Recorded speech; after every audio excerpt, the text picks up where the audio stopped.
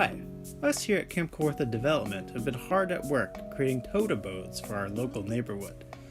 As you can see, our workers have been collecting natural materials like sticks, leaves, and bark to build beautiful homes for toads of all kinds of lifestyles. Some of our abodes are open air for toads who want to bask in the sun.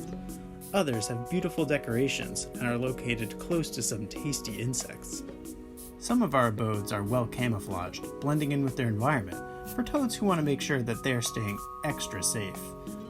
If you have toads in your own neighborhood that you'd like to help out, building a toad abode can be a great way to practice your shelter building skills and get creative outside.